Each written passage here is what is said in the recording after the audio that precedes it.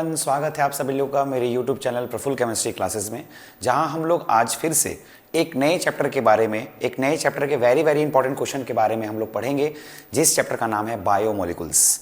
जैसा कि मैंने आपको बताया, मैंने आपको solution, electrochemistry, chemical kinetics, DNA block, coordination compound, इन सारे चैप्टर के जो मोस्ट वीवीआई क्वेश्चंस हैं, जो आपके आने वाले एग्जामिनेशन झारखंड एकेडमिक काउंसिल 2024 जो होने वाला है आपका, उसमें काम आएगा। उसी तरह से आपको बायोमोलिकुल्स चैप्टर के भी मैं इंपॉर्टेंट क्वेश्चन दे रहा हूं, जरूर पढ़िएगा। ये चैप्टर कंप्लीट थ्योरी है, रिएक्शन छोटे मोटे एक दो है आपके, बहुत ज़्यादा रिएक्शंस नहीं है। इवन झारखंड बोर्ड में स्ट्रक्चर वाले क्वेश्चंस भी नहीं आते हैं, हालांकि बायोमोलिकुल्स में स्ट्रक्चर्स भी होते हैं, मगर जैक बोर्ड में स्ट्रक्चर वाले क्वेश्चंस नहीं आते हैं। तो आपके लिए ये चैप्टर गोल्डन है। अगर आप इसमें मैक्सिमम 7-8 नंबर का चैप्टर अगर आपका ये बनता है, उतना उठा लेते हैं, तो आपको एक बहुत ज़्यादा बूस्टअप करेगा। क्योंकि देखिए, ऑर्गेनिक केमिस्ट्री बहुतों का वीक जोन होता है, और ये ऑर्गेनिक केमिस्ट्री के ही अंदर आता है, लेकिन ये स्कोरिंग पार्ट है, ऑर्गेनिक केमिस्ट्री का स्कोरिंग पार्ट। इसमें स्कोर करना बहुत ही आसान होता है, इसलिए इसको आप स्किप नहीं करिएगा और देखिएगा। और अगर आपने अभी तक प्रिपेयर नहीं किया है इसको, जल्दी से जल्दी इतने क्वेश्चंस को जरूर देख लीजिए। इसका अगर आपको नोट्स चाहिए होगा, बायोमोलिकुल चैप्टर का नोट्स मेरे पास अवेलेबल है। अगर आपको बायोमोलिकुल चैप्टर का नोट्स भी चाहिए होगा, तो मेरे व्हाट्सएप नंबर पर आप मैसेज करिएगा, मैं आपको नोट्स प्रोवाइड कर दूंगा। 7004372817 ये नंबर है मेरा। आप मुझे नोट्स भी मैं इस चैप्टर का आपको अवेलेबल करा दूंगा। सभी चैप्टर के नोट्स मेरे पास अवेलेबल नहीं है, लेकिन बायोमोलिकुल चैप्टर के नोट्स अवेलेबल हैं, उसका नोट्स आपको मैं अवेलेबल करा दूंगा। वेरी इंपॉर्टेंट क्वेश्चन आप देख लीजिए, ठीक है। वीडियो अच्छा लगेगा तो लाइक करिएगा, मैं बहुत मेहनत से आपके लिए ये वीडियो बनाता हूं, और अगर अच्छा लगेगा तो लाइक करिएगा। अगर आपको कुछ कंटेंट अच्छा लगता है, उसके बारे में कुछ कहना है तो कमेंट करिएगा। कोई प्रॉब्लम है, अगर आपको किसी तरह का डाउट रह जाता है वीडियो में, आप कमेंट करिएगा, ठीक है, और ज़्यादा से ज़्यादा तक शेयर कीजिएगा, ठीक है। चलिए हम लोग देखते हैं बायोमोलिकुल्स चैप्टर का इंपॉर्टेंट क्वेश्चंस। फर्स्ट आप देख रहे होंगे, बायोमोलिकुल्स में आपको पता होगा 4 चीजें पढ़नी होती है: carbohydrate, protein, vitamins and nucleic acid, है ना। Carbohydrate, protein, vitamins and nucleic acid. देखिए, ये कहना बहुत मुश्किल है कि किस पार्ट से आपका क्वेश्चन आएगा, क्योंकि अपने आप में सभी इंपॉर्टेंट है। कार्बोहाइड्रेट से भी क्वेश्चंस बनते हैं, प्रोटीन से भी क्वेश्चंस बनते हैं, न्यूक्लिक एसिड से भी बनते हैं, और विटामिन से भी क्वेश्चंस आ सकते हैं। चारों पार्ट आपका इंपॉर्टेंट है। हाँ, लेंथ वाइज देखा जाए तो कार्बोहाइड्रेट सबसे बड़ा होता है, उसके बाद प्रोटीन आता है, फिर न्यूक्लिक एसिड आता है, सबसे छोटा पार्ट आपका विटामिन्स होता है। विटामिन्स यानी कि विटामिन, जिसको आप हिंदी में बोलते हैं, ठीक है।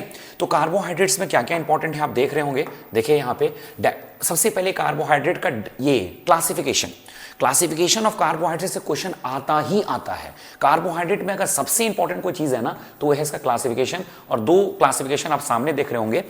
एक क्लासिफिकेशन ये होता है कि कार्बोहाइड्रेट को पानी में डालने के बाद क्या बनेगा। उस बेसिस पर कार्बोहाइड्रेट 3 प्रकार के होते हैं: मोनोसैकेराइड, ओलिगोसैकेराइड और पॉलीसैकेराइड। ये बहुत इंपॉर्टेंट है। इवन एमसीक्यू, सब्जेक्टिव, दोनों में इससे क्वेश्चंस एकदम स्ट्रॉन्ग चांस से आपके एग्जाम में आ सकते हैं। मोनोसैकेराइड का एग्जांपल, ओलिगोसैकेराइड का एग्जांपल, ओलिगो में ही डाइसैकेराइड आता है, और पॉलीसैकेराइड का एग्जांपल, ठीक है। ये आपके एग्जाम में बहुत आता है, डेफिनेशन भी आ सकता है।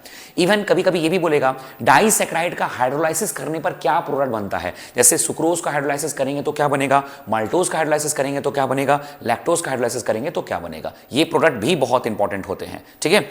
और आपको कभी कभी एमसीक्यूज में क्या होगा, ग्लूकोज किस तरह का कार्बोहाइड्रेट है ना, मोनोसैकेराइड है, ओलिगोसैकेराइड है, पॉलीसैकेराइड है। पॉलीसैकेराइड में स्टार्च का हाइड्रोलाइसिस करेंगे तो क्या बनेगा। ये इससे क्वेश्चंस बहुत वास्टली इंपॉर्टेंट है, ठीक है। इसको आपको करना ही करना है। डेफिनेशन मोनोसैकेराइड का, डाइसैकेराइड का, पॉलीसैकेराइड का विथ एग्जांपल्स एकदम याद रखना है आपको। मोस्ट वीवीआई कार्बोहाइड्रेट का टॉपिक यही है।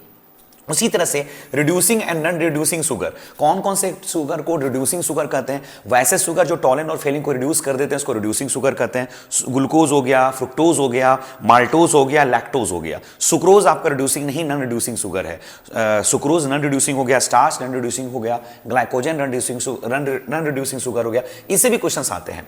फिर आपको प्रीवियस ईयर में मैंने ये भी देखा है कि ग्लूकोज को HI के साथ रिएक्शन कराएंगे तो क्या बनेगा, ब्रोमीन वाटर के साथ रिएक्शन कराएंगे तो क्या बनेगा, और कौन कॉन्सेंट्रेटेड नाइट्रिक एसिड सिलेक्शन करेंगे तो क्या बनेगा, और HCN सिलेक्शन कराएंगे तो क्या बनेगा, ये आपको एनसीईआरटी में मिल भी जाएगा, और नहीं तो मेरे पास नोट्स है ही, आप नोट से भी देख सकते हैं। HI से एनहेक्सेन बनता है ना, ये आप जरूर पढ़िएगा। ब्रोमीन वाटर से आपका है ना ग्लूकोनिक एसिड बनता है, कॉन्सेंट्रेटेड नाइट्रिक एसिड से सैकरिक एसिड बनता है, और HCN से साइनोहाइड्रीन बनता है। आसान रिएक्शन होता है, देख लीजिएगा। ग्लाइकोसिडिक लिंकेज, ये वेरी वेरी वेरी इंपॉर्टेंट है। अगेन ग्लाइकोसिडिक लिंकेज क्या है, एक ऑक्साइड लिंकेज जो दो मोनोसैकेराइड को आपस में कंबाइन करके रखता है, उसी को कहा जाता है ग्लाइकोसिडिक लिंकेज। इसका डेफिनेशन जरूर याद रखिएगा। उसके बाद एमाइलोज और एमाइलोपेक्टिन, ये दोनों स्टार्च के घटक होते हैं। इन दोनों में क्या डिफरेंस है, ये भी आपके एग्जाम में आ सकता है। और एक है आपका एनोमर्स। एनोमर्स क्या होता है, एनोमर्स का डेफिनेशन पूछ सकता है। अल्फा डी प्लस ग्लूकोज और बीटा डी प्लस ग्लूकोज एक दूसरे के एनोमर्स होते हैं, ये चीज आपके एग्जाम में आ सकता है। एनोमर्स क्या होता है, दोनों कार्बन नंबर 1 में OH एक में राइट साइड में होता है, एक में लेफ्ट साइड में होता है। यही आपसे पूछा जाता है एनोमर्स क्या होते हैं, और एनोमर्स का example alpha D plus glucose और बीटा डी प्लस ग्लूकोज। ठीक है, चलिए ये आपका कार्बोहाइड्रेट के लिए इंपॉर्टेंट इतना ही है, वेरी वेरी इंपॉर्टेंट, छोड़ नहीं सकते हैं, नॉट अलाउड। ठीक है, नेक्स्ट अब आते हैं हम लोग प्रोटीन्स। प्रोटीन्स में क्या क्या इंपॉर्टेंट है, essential and non essential amino acid. देखिए एमिनो एसिड का ही पॉलीमर होता है प्रोटीन, तो आप ये मत सोचिएगा सर आप प्रोटीन लिखे और टॉपिक में यहां एमिनो एसिड डाल दिए। अरे भाई एमिनो एसिड ही कंबाइन करके क्या बनाता है, प्रोटीन बनाता है। तो एसेंशियल एमिनो एसिड्स क्या है, नॉन एसेंशियल एमिनो एसिड क्या है, उनके एग्जांपल्स बहुत इंपॉर्टेंट होंगे। ये हो गया ग्लोबुलर एंड फाइब्रस प्रोटीन के बीच में डिफरेंस, ये भी आता है एग्जाम में, है ना। What is globular protein, what is fibrous protein, दोनों में डिफरेंस आता है, ये भी आ सकता है। पेप्टाइड लिंकेज, जैसे आपने अभी देखा कार्बोहाइड्रेट में ग्लाइकोसिडिक लिंकेज, वैसे ही प्रोटीन में होता है पेप्टाइड लिंकेज, एक प्रकार का एमाइड लिंकेज जो अल्फा एमिनो एसिड्स को कनेक्ट करता है और प्रोटीन बनाता है, उसी को बोला जाता है पेप्टाइड लिंकेज। फिर आता है आपका डीनेचुरेशन ऑफ प्रोटीन। प्रोटीन का डीनेचर, प्रोटीन का नेचर बदल जाना, और वो कब होता है, जब उसमें पीएच चेंज करेंगे या फिर उसको बॉयल करेंगे, गर्म करेंगे, तो प्रोटीन अपना नेचर खो देता है, और इस प्रोसेस को बोला जाता है डीनेचुरेशन। बहुत इंपॉर्टेंट है। Different structures of protein, protein के 4 स्ट्रक्चर्स होते हैं, primary structure, secondary structure, tertiary structure और क्वाटरनरी स्ट्रक्चर। सबका स्ट्रक्चर बना के एक एक लाइन, 2-2 लाइन सबके बारे में लिख देना है। ये वाला पार्ट भी इंपॉर्टेंट है, हालांकि ये पार्ट मुझे उतना इंपॉर्टेंट नहीं लग रहा है, लेकिन फिर भी कहने को आ सकता है। प्रोटीन में मोस्ट बीबीआई है आपका essential, non essential, globular protein और पेप्टाइड लिंकेज, ये तीनों बहुत ज्यादा इंपॉर्टेंट है। ठीक है, बहुत ऐसे तो सब आपको पढ़ना है। अब वेरी वेरी इंपॉर्टेंट में भी और कितना वेरी वेरी लगवाइएगा। ठीक है, इतना तो पढ़ना ही पड़ेगा आपको। ठीक, नेक्स्ट आता है आपका, अब देखिए न्यूक्लिक एसिड और विटामिन्स, बस खत्म। न्यूक्लिक एसिड में आपसे पूछेगा न्यूक्लिक एसिड क्या है ना, और इसका फंक्शंस। न्यूक्लिक एसिड में ही 2 चीज आते हैं, डीएनए और आरएनए।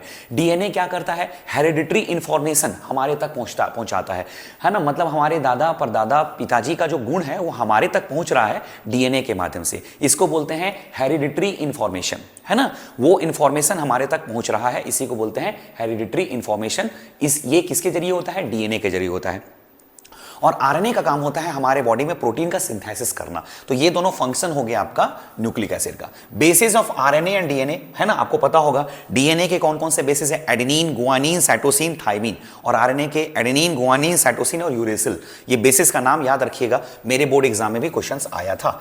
नेक्स्ट है न्यूक्लियोसाइड एंड न्यूक्लियोटाइड। पहले न्यूक्लियोसाइड बनता है, फिर न्यूक्लियोटाइड बनता है। अब ये न्यूक्लियोटाइड क्या होता है, डेप्थ में आपको जाना पड़ेगा, है ना, कैसे कैसे पेंटोज शुगर में पहले बेसिस लगता है तो न्यूक्लियोटाइड बनता है, पहले साइड बनता है, फिर पेंटोज शुगर में बेसिस के साथ आप फॉस्फोरिक एसिड भी लगा देते हैं, तब बनता है आपका न्यूक्लियोटाइड। पहले साइड बनेगा फिर टाइड बनेगा। ठीक है, सबसे इंपॉर्टेंट न्यूक्लिक एसिड में अगर कोई चीज है तो ये है डिफरेंस बिटवीन आरएनए और DNA. Most BBI nucleic acid का ही नहीं, पूरे कार्बोहाइड्रेट पूरे बायोमोलिक्यूल चैप्टर का one of the most important topic है डीएनए और आरएनए में डिफरेंस। अगर आप डिफरेंस पढ़ेंगे ना तो डिफरेंस में ही आपका फंक्शन भी आ जाएगा, डिफरेंस में ही आपका बेसिस का नाम भी आ जाएगा, इसलिए डिफरेंस ज्यादा इंपॉर्टेंट होता है। इसको पढ़ने से आप 2-3 क्वेश्चन सॉल्व हो जाता है आपका। ठीक, अब आ जाता है विटामिन, सबसे छोटा पार्ट। विटामिन या विटामिन वही हुआ, इसमें ज्यादा कुछ खास नहीं है। फैट सॉल्युबल और वाटर सॉल्युबल विटामिन क्या है और आपका एग्जांपल फैट सॉल्युबल विटामिन क्या होते हैं, वाटर सॉल्युबल विटामिन क्या होते हैं। ए डी ई के फैट सॉल्युबल होता है, B and C water soluble vitamin होता है। ये आपसे एग्जाम में पूछ सकता है, क्या होता है एग्जांपल के साथ। Disease caused by lack of vitamin, ये बहुत बार एमसीक्यूज में या वेरी शॉर्ट आंसर क्वेश्चन पूछता है। विटामिन ए की कमी से कौन सा बीमारी होता है, विटामिन सी की कमी से कौन सा बीमारी होता है, विटामिन डी की कमी से कौन सा बीमारी होता है, विटामिन के की कमी से कौन सा बीमारी होता है। ठीक है, आप पढ़े होंगे विटामिन ए की कमी से नाइट ब्लाइंडनेस होता है, रतौंधी, सी की कमी से स्कर्वी होता है, डी की कमी से रिकेट्स होता है, और के की कमी से ब्लड क्लॉटिंग टाइम आपका बढ़ जाएगा, है ना।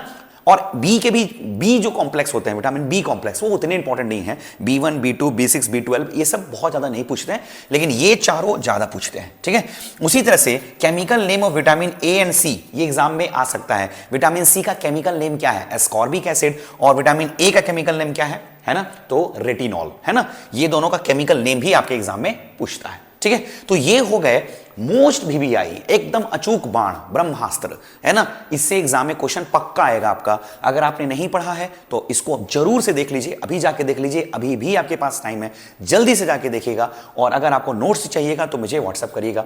वीडियो अच्छा लगा हो तो लाइक करिएगा, कमेंट करिएगा, शेयर कीजिएगा। पढ़ते रहिए। Thank you.